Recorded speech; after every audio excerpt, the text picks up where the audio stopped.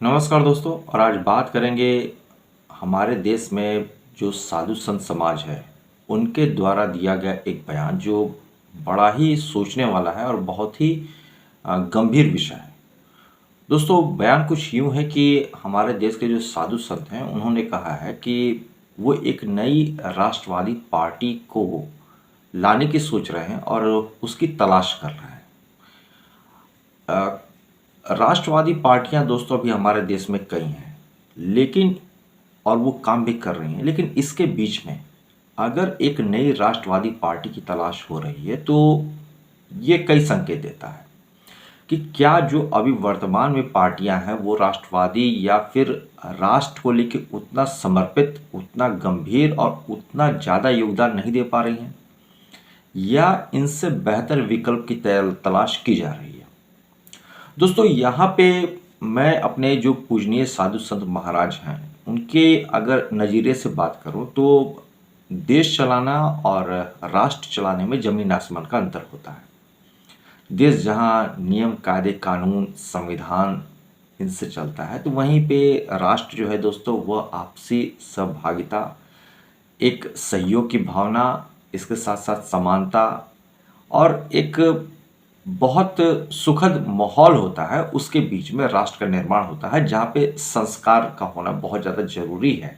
और इसके साथ साथ हमारी जो सभ्यता है, हमारी संस्कृति है, इसको लेके राष्ट्र आगे बढ़ता है। और सभ्यता संस्कृति को आगे ले जाने का कार्य जो है वो राष्ट्र करता है, जबकि जो देश है वो आर्थिक प्रगति वगैरह पे ज़्यादा ध्यान देता है। अगर देश का नेतृत्व खराब हो जाए तो बाहरी शक्तियां देश पे हावी हो जाती हैं, और अगर राष्ट्र का नेतृत्व खराब हो जाए या उसे नेतृत्व करने वाला सही ना मिले तो फिर गृह युद्ध जैसे हालात बनते हैं। अब मुद्दा ये बनता है कि क्या अभी की जो पार्टियां हैं वो राष्ट्र हित में काम नहीं कर पा रही हैं। देश हित में तो बहुत सारे काम हो रहे हैं, इसमें कोई दो राय नहीं है। और ये भी बयान तब आया है जब हमारे देश में यूजीसी को लेके बहुत ज़्यादा हो हल्ला मचा हुआ है। यूजीसी को लेके पूरा का पूरा सवर्ण समाज जो है वो एक तरफा है और उसका साफ साफ कहना है कि आप अगर हटाएंगे नहीं तो इसमें रिफॉर्म तो कर सकते हैं, और ये उचित भी है। हालांकि अगर आप मेरी पुरानी वीडियोस देखते होंगे, अगर आप मेरे चैनल से जुड़े हुए हैं, तो मैंने ये बात पहले भी कही है कि जाति व्यवस्था को हटा के वर्ण व्यवस्था भारत में लानी चाहिए, और आने वाले समय में ऐसा करना पड़ेगा दोस्तों, क्योंकि मैंने कई ऐसी चीज़ों को देखा है जिसको मैं पहले बताता हूँ, बाद में वो इम्प्लीमेंट हो जाता है। तो मुझे लगता है कि आने वाले समय में आप जाति व्यवस्था में बहुत बड़ा एक बदलाव देखने जा रहे हैं। आने वाले 10 या 15 सालों के भीतर तो होना ही है। और ये भी तय है कि एक नए राष्ट्रवादी पार्टी का उदय होगा आने वाले कुछ सालों में, और ये जरूरी भी हो जाता है क्योंकि कहा भी जाता है कि एक राष्ट्रवादी जो पार्टी होती है, अगर आप उसे राष्ट्रवादी मानते हैं तो, चूंकि यहाँ पे राष्ट्रवादी से मेरा मतलब उनके कार्य प्रणाली से नहीं, बल्कि इससे है कि वह चुनाव आयोग के द्वारा उन्हें राष्ट्रीय पार्टी का दर्जा मिला हुआ। तो मैं उस नाते बोल रहा हूँ, ना कि मैं इस नाते आपको समझाने की कोशिश कर रहा हूँ कि वो समाज में कितनी ज़्यादा सहभागिता बना पाते हैं या उनका कितना ज़्यादा सहयोग रहता है समाज को आगे ले जाने में। मैं उस नज़र से बात नहीं कर रहा। तो देखा जाए तो चुनाव आयोग की नज़र से भारत में 2-4 राष्ट्र पार्टियाँ हैं। कांग्रेस है, भाजपा है, बसपा है और आम आदमी पार्टी, ये सब राष्ट्रीय पार्टी का वो टैग लेके घूमती हैं। ठीक है, इसमें 1-2 पार्टियाँ इधर उधर हो सकती हैं, लेकिन देखा जाए तो अभी सामान्यतः ये 2-4 पार्टियाँ आपको दिख जाएंगी।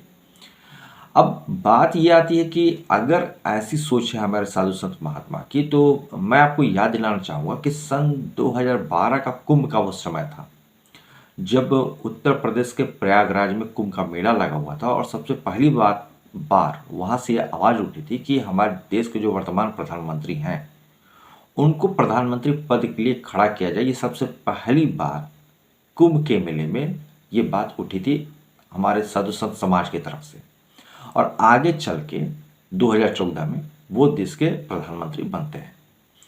अब लगभग 14 साल बाद दोबारा अगर साधु संत समाज इस पे सोच रहा है और गंभीरता से विचार कर रहा है कि एक नई राष्ट्रवादी पार्टी को आनी चाहिए, तो ये मान के चलिए कि अभी ये समाज जो है, कम से कम ये समाज तो अभी की जो वर्तमान सरकार है उससे सामाजिक स्तर पे तो खुश नहीं है। आर्थिक स्तर की मैं बात नहीं कर रहा हूँ दोस्तों, ये सामाजिक स्तर पर जो मैंने सारी बात बताई है वहाँ पे वो उनसे कहीं ना कहीं उतने संतुष्ट नहीं दिख रहे हैं जितना होना चाहिए। क्योंकि अगर समाज में बिखराव आता है और वो भी जातिवाद के नाम पे, और जातिवाद भारत में एक ऐसा फैक्टर है जिसके नाम पे भारत को कई बार तोड़ा जा चुका है, गुलाम बनाया गया है, बनाने की कोशिश भी की गई है, और तमाम तरह के जो षड्यंत्र होते हैं। कहा जाता है कि अगर आप देश की को बाहर से कमज़ोर नहीं कर सकते तो जातिवाद भारत में एक ऐसा जहर है जो अंदर से इसे खोखला कर सकता है और इसे कमज़ोर बना सकता है। विदेशी शक्तियाँ लगातार इस दिशा में काम कर रही हैं, और हमारे देश के जो कुछ ऐसे अनपढ़ जाहिल नेता हैं जो इसमें और आग में घी डालने का काम करते हैं। तो इन सारी चीज़ों को देखते हुए इनके जो बयान हैं वो बहुत मायने रखते हैं, और आने वाले समय में मुझे लगता है कि अगर साधु संत समाज एकजुट रहा और वो इस दिशा में कार्य करेगा तो आने वाले समय में आपको विकल्प के तौर पे एक नई राष्ट्रवादी पार्टी जरूर दिखेगी। तो आज के लिए इतना ही दोस्तों, मिलते हैं किसी नए विषय पर चर्चा करने के लिए। तब तक के लिए धन्यवाद। जय हिंद, वंदे मातरम।